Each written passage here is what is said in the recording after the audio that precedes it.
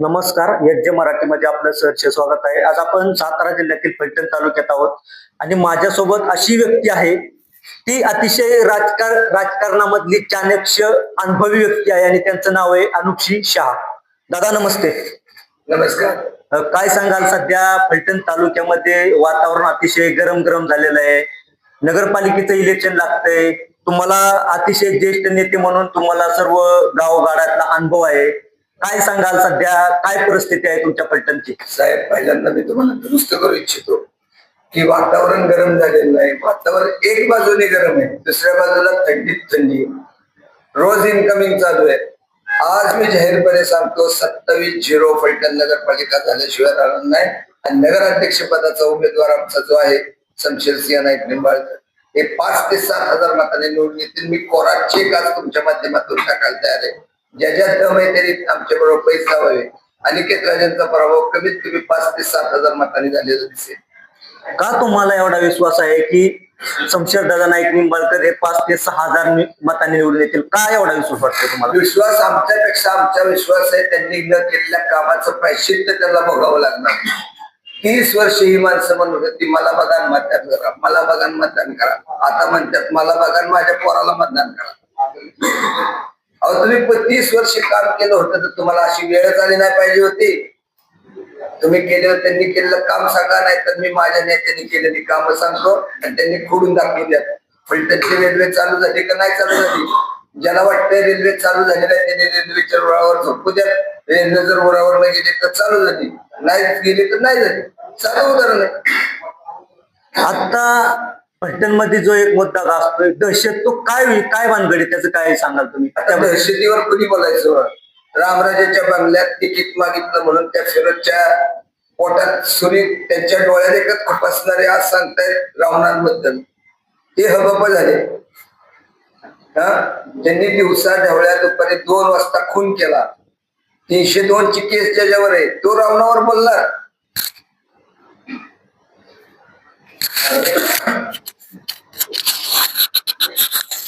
माहितच नव्हतं का?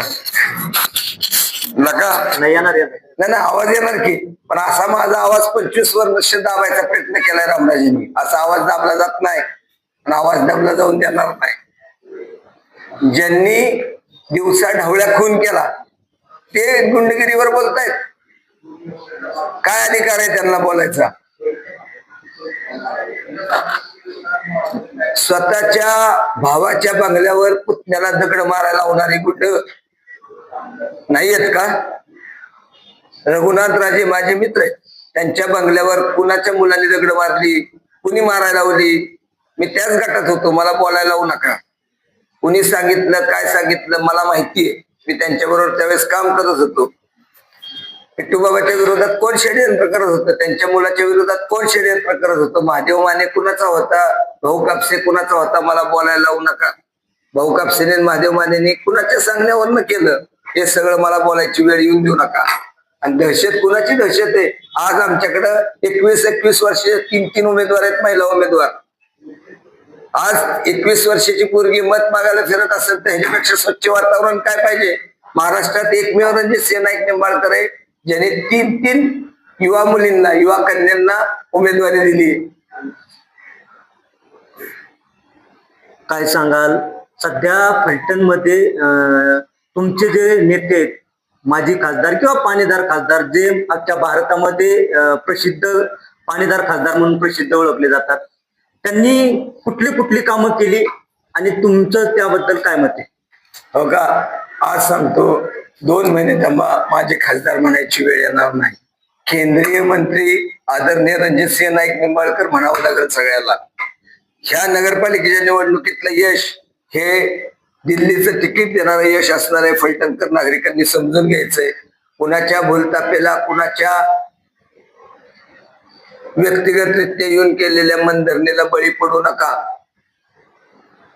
आता आपल्याला आपल्या नेत्यात स्वाभिमान जागृत ठेवण्याची वेळ आहे. जो खासदार निवडून गेला, रामराजे म्हणतात मी निवडून आणला, तो आला का फलटणला? ते मोहिते पाटील फलटणला दिसला का? आता बोला की रामराजे, काय येत नाही ते मोहिते पाटील? लुगडं बदलल्यावाले पक्ष बदलतात, ते निष्ठेची गोष्टी सांगतात काय आम्हाला? 35 वर्षामध्ये सत्ता ही राजे गटाकडे होती. 35 वर्षामध्ये विकास झाला का, तुम्हाला काय वाटतं? जर विकास झाला असता तर 17,000 मतांनी सचिन कांबळे पाटील साहेब निवडून आले नसते. मी म्हणत नाही, काल त्यांचे सुपुत्र, सु म्हणायचं कु म्हणायचं तुमचा प्रश्न मीडियाचा, पण मी सुसंस्कृत असल्यामुळे अजून पण त्यांना सुसंस्कृतपणे सुपुत्र म्हणतो. तेच म्हटले, आम्ही जर कामं केली नसती तर आम्हाला लोकांनी 30 वर्ष निवडून दिलं नसतं. म्हणजे त्यांना मान्य आहे, त्यांनी कामं केली नाही म्हणून आमदारकीला त्यांना मतं पडली नाहीत. हे त्यांनीच म्हणतायत, मी म्हणत नाही. जो फलटण किंवा फलटणचा जो आसपासचा भाग आहे मलटण, त्या भागामध्ये सध्या ड्रेनेजची अवस्था असेल किंवा ज्या सर्व जे सर्वसामान्यांना जे लागतात सुखसुविधा, त्या मलटण ग्रामीण मध्ये आहेत का, काय तुमचं मत आहे? साहेब, मलटण मध्ये सुखसुविधा आहेत का नाही? पत्रकारितेमध्ये एक शोध पत्रकारिता असते. एक टेबलची पत्रकारिता होती, दुसरी शोध पत्रकारिता येते.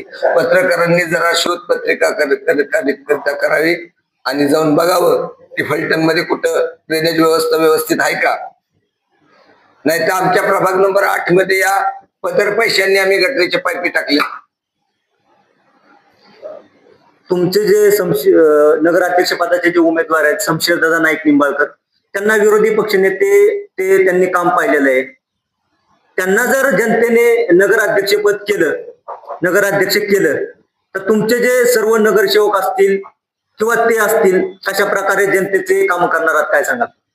हो का, जनतेने जर भारतीय जनता पार्टी आणि राष्ट्रवादी काँग्रेस अजितदादा गट युतीला मतदान करून सत्तेत बसवलं, मी जाहीररित्या सांगतो, विभागवार रोज नगराध्यक्ष असेल, उपनगराध्यक्ष असेल, सीओ असेल, बांधकाम समितीचे सभापती असेल, महिला समितीचा सभापती असेल, हा विभागवार रोज विभागवार बैठका घेईल आणि त्या बैठकीमध्ये तिथंच स्पॉट निर्णय असेल. घराचा उत्तरा मागायला, जन्माचा दाखला मागायला, मृत्यूचा दाखला मागायला जनतेने नगरपालिकेत यायची गरजच नाही. त्यांनी फक्त आमच्या नगरसेवकाला व्हॉट्सअप करायचं, आमचा नगरसेवक ते नेऊन घरपोच करेल. विशिष्ट 8च्या बाबतीत फिरोजबाई आणि माझी मुलगी सिद्धाली उमेदवार आहे. या दोघांच्या बाबतीत जाहीररित्या सांगतो, माझ्या भागातल्या, आमच्या भागातल्या जनतेने लाईट बिल भरायला कुठेही जायची गरज नाही. आमचा माणूस घरी येईल, ऑनलाईन पेमेंट करून तुम्हाला पैसे बिल भरल्याची पावती देईल आणि घर तिथं सोलर ही योजना राबवून आम्ही लाईट बिल माफीची भूमिका 8 नंबर मध्ये घेणार आहोत. तुम्ही जे म्हणता ना आम्ही काय करणार आहे, आमची ब्ल्यूप्रिंट तयार आहे. रामराजांनी त्यांची ब्ल्यूप्रिंट दाखवावी. माझ्याकडे त्यांच्याकडचा 1991 पासूनचे सगळे जाहीरनामे आहेत. त्यांनी एका व्यासपीठावर यावं, आपण जाहीरनाम्यावर बोलू. अहो, ज्या दिलीपसिंह भोसलेंनी त्यांना स्पार्क आपले जे सिग्नलची व्यवस्था दिली, ती व्यवस्था चालवता आली नाही. त्यांनी कसल्या विकासाच्या गोष्टी करायच्या? माझ्या नेत्याने रेल्वे आणली का तर आणलीच. माझ्या नेत्याने या ठिकाणी आपलं आरटीओ कार्यालय आणलंय, थोडं बंदच ठेव.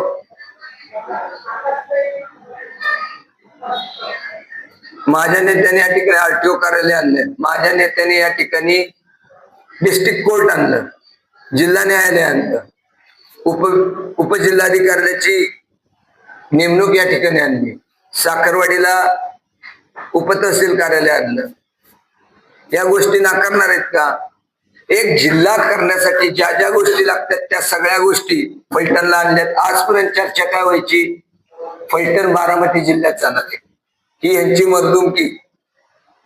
काय तर बारामती जिल्ह्यात फलटण जाणार म्हणजे दुसऱ्याच्या कुंकवाला आपला धनी म्हणायची वेळ आली. आता काय चर्चा होती, फलटण जिल्हा रुग्णालय, फलटणला जिल्हा होणार आहे म्हणजे फलटण जिल्हा होणार आहे ही चर्चा आहे. यातच विकास काय ते स्पष्ट दिसून येतं. शेवट किती केला तर स्वतःचा कुंकू हे स्वतःचं कुंकू असतं, दुसऱ्याच्या कुंकवाला धनी म्हणता येत नाही. हा, आता ह्यांची गोष्ट वेगळी. त्यांचा मुलगा स्वतःच म्हणतो मी राजा आणि तो माझा धनी आहे. मला एक सांगा, धनी कुणाला म्हणतात? सांगा की धनी कुणाला म्हणतात? तुम्ही मराठी आहात ना, मग आपल्या मराठीमध्ये धनी कुणाला म्हणतात? नवऱ्याला म्हणतात, बरोबर आहे. मग जर अनिकेत राजे म्हणत असतील मी राजा आहे शमशेर माझा धनी, तर शमशेर अनिकेत राजाचा कोण झाला? नवरा. मग ह्या नवरा बायकोच्या भांडणात तुम्ही पडायचं का? नवरा बायकोच्या भांडणात आपण पडायची गरज आहे का? सरळ आहे ना, ते दोघं भेटतील.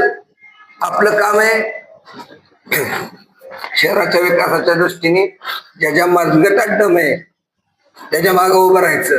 आता दम वेगळ्या अर्थाने घेऊ नका. माझं म्हणण्याचा कामाचा दम हा माझा म्हणण्याचा उद्देश आहे. त्या अर्थाने काम करण्याची धमक ही शमशेरसिंह नाईक निंबाळकरांच्यात आहे आणि ती धमक ते दाखवून देतील.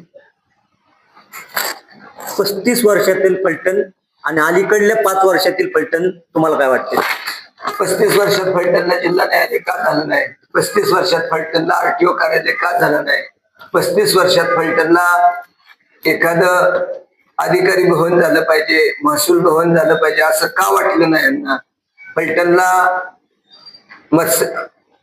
मत्स्यालय किंवा फलटणला आपण एका तारांगण आणावं असं यांना का वाटलं नाही? तुमचे जे फलटण नगरपालिकेचे जे सर्व उमेदवार आहेत आणि फलटण नगरपालिकेमध्ये सर्वात महत्वाचा जो प्रश्न आहे तो तरुणांसाठी रोजगार, तुम्ही त्याच्याबद्दल काय सांगाल? फलटण तालुक्यामध्ये एक MIDC आली, त्यामध्ये कमी झाली. रोजगार मिळाला दोघांनाच. अनिकेत राजे आणि त्यांच्या भगिनी या दोघांनाच नोकरी मिळाली. तालुक्यातल्या बाकीच्यांना नोकरी मिळाली का परमनंट? नाही. आता फलटणला आदरणीय खासदार साहेबांनी नाईक बोंबावाडीला दुसरी MIDC आणली. त्या ठिकाणी काही ठिकाणी काही फॅक्टरी मंजूर झालेल्या आहेत. तर अशा फॅक्टरी मंजूर झाल्यात तिथं साधारणपणे 25,000 युवकांना काम मिळणार आहे. त्याच वेळेस आम्ही आमदारांच्या आणि खासदारांच्या मागे लागलोय. आम्ही आमदारांच्या आणि खासदारांच्या मागे लागलोय की त्या ठिकाणी आलेल्या फॅक्टरीच्या माध्यमातून महिलांना घरी हाताला काम मिळावं.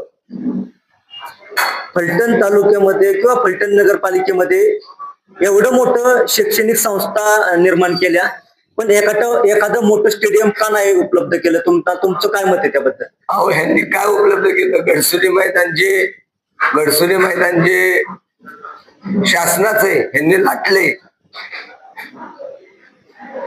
ह्यांना जागा बळकवणे ह्या पलीकडे काहीच जमलं नाही. ते शैक्षणिक स्टेडियम, एक मोठं स्टेडियम का नाही उभं केलं ह्यांनी? 30 वर्ष त्यांनी विकास केलाय ना. हे स्वतःला रणजीपटू म्हणून घेतात. माझे गुडघे ते म्हणतात, रामराजे स्वतः म्हणतात माझे गुडघे क्रिकेट खेळण्यामुळे बाद झालेत. हा संशोधनाचा विषय. क्रिकेट खेळण्यामुळे बाद झालेत तर कशामुळे बाद झालेत? मला इतर काही बोलायची गरज नाही. नगराध्यक्ष पदाचे जे उमेदवार आहेत शमशेरदादा आणि सर्व नगरसेवक, जनतेचा तुम्हाला कसा प्रतिसाद भेटतोय आणि तुम्ही कुठली जनतेची कामं आहेत ते प्राधान्याने सोडवणार आहात? जनताचं म्हणणं आमचं तुमच्यावर प्रेम आहे का? तर आहेच, पण त्याच्यापेक्षा आमचा राग रामराजेवर मोठा आहे. कारण ह्यांनी 35 वर्षे एक पिढी आमची वाया घालवली. आमच्या वयातली माणसं वाया गेली. आम्हाला नोकऱ्या तर काय बघायलाच मिळलं नाही.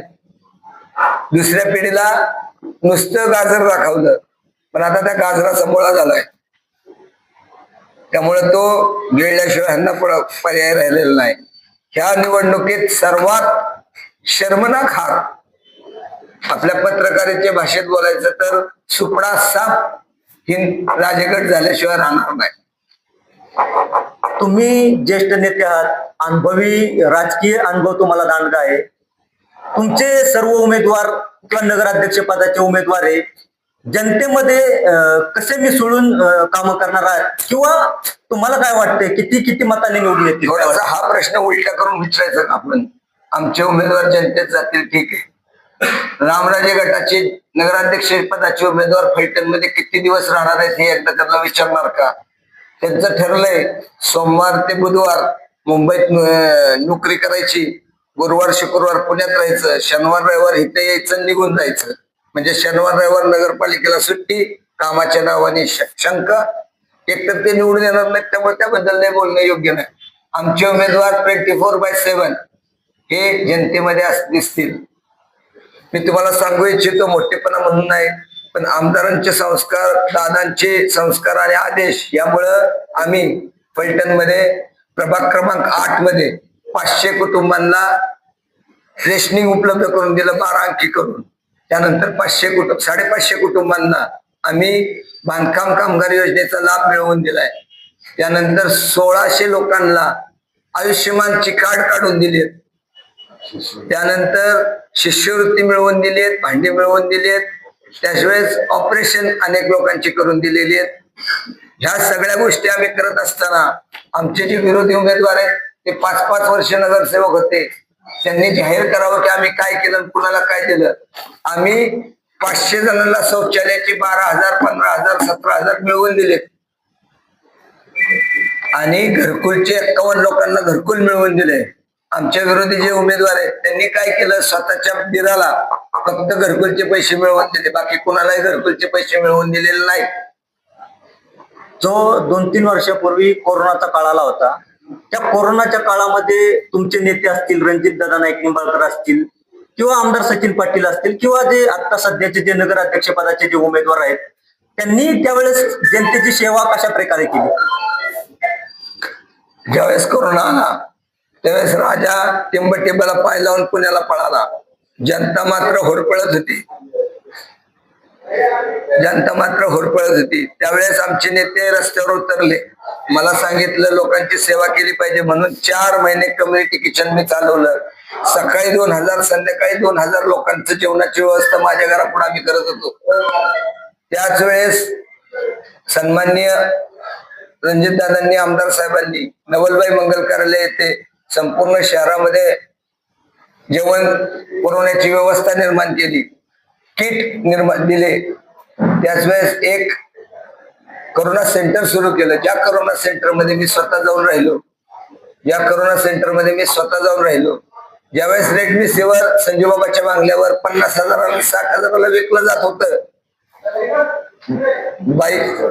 नवरा आजारी असताना बायकोनी मणिमंगळसूत्र घाण ठेवले आणि 50,000 रुपये ह्यांना लाईफलाईन मध्ये आणून दिल्यात. त्यावेळेस त्याला इंजेक्शन दिलं.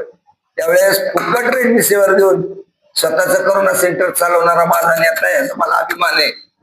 त्यांनी सांगावं, राजे म्हणतात स्वतःला, तर ह्यांनी काय केलं? ह्यांनी जर स्वतःच एक किचन चालवलं का? अँब्युलन्सचे बी पैसे घेतले. मेलेल्या माड्यावरचं लोणी खाणारी ही अवलाद आहेत. जी माणसं करोनामध्ये लाईफलाईन मध्ये वारली त्यांच्या पॅकिंग बॅगला सुद्धा यांनी पैसे घेतले. जे शासनाने ह्यांना पॅकिंग बॅग दिल्या त्याचे 2 आणि 2.5 रुपये खाणारे ह्या अवलाद आहेत.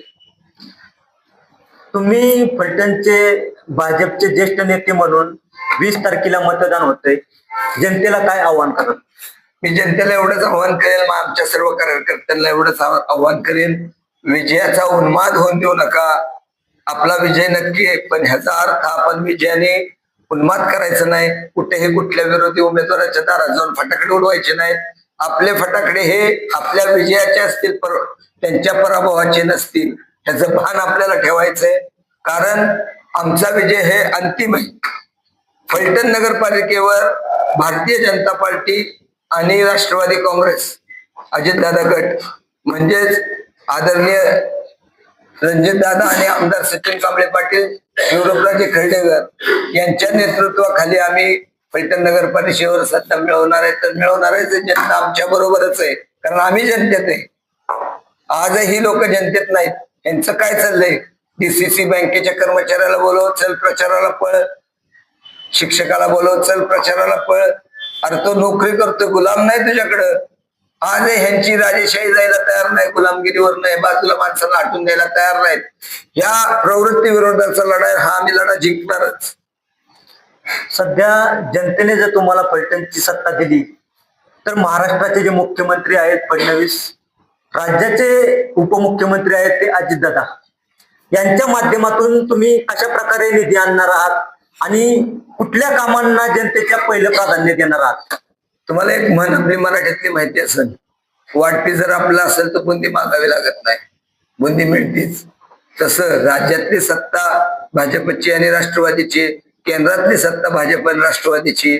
त्यामुळे जर फलटणचा वाटते असेल तर या तालुक्याला, या शहराला, या नगरपालिकेला कुठेच फंड कमी पडणार नाही. विशेषतः मी या ठिकाणी जाहीररित्या सांगतो, मला आदरणीय रणजितदादांनी, आदरणीय कांबळे पाटील साहेबांनी, शिवराजराजेंनी शब्द दिलाय की जुन्या गावठाणामध्ये 4 नंबर, 8 नंबर, 7 नंबर आणि 12 नंबर मध्ये पैशाची कमीच पडून देणार नाही. त्या भागातनं प्रत्येक सीट निवडून आलं पाहिजे. माझं जनतेला आव्हान आहे, आज सत्ता यायला आणि जर काय घोटाळा करायला जाताल तर आपल्या हाताने आपण आपल्या पाय दगडावर घालून घेऊ, पायावर दगड पाडून घेऊ. त्यामुळे कोणीही कुठल्याही परिस्थितीत चुकीचं वागू नका. माझे हात जोडून विनंती आहे. मी 8 नंबर मध्ये पोरगी उभी केली असली तरी मीच 7 नंबरचा उमेदवार आहे, मीच 12 नंबरचा उमेदवार आहे, मीच 4 नंबरचा उमेदवार आहे असं समजून प्रत्येकाने काम केलं पाहिजे. नाहीतर काय भाई 8 मध्ये बघू 7ला 4चं काय बघायचं 12 असं म्हणून चालणार नाही. जुनं गावठाण म्हणून आपल्याला एक यावं लागल आणि एक येऊन एक मुखाने आपल्याला भाजपच्या मागे उभं राहावं लागल. नक्कीच हे होते भारतीय जनता पार्टीचे अनुभवी नेते आणि ते जे बोलतात ते त्यांचं स्पष्ट वक्तव्य असतं. ते होते अनुपजी शहा. त्यांनी सांगितलं की जर फलटणच्या जनतेने आम्हाला सत्ता दिली तर आम्ही मुख्यमंत्री फडणवीस साहेब असतील किंवा राज्याचे जे राष्ट्रवादीचे जे नेते आहेत उपमुख्यमंत्री अजितदादा पवार यांच्या माध्यमातून फलटणचा नक्कीच विकास करू. धन्यवाद.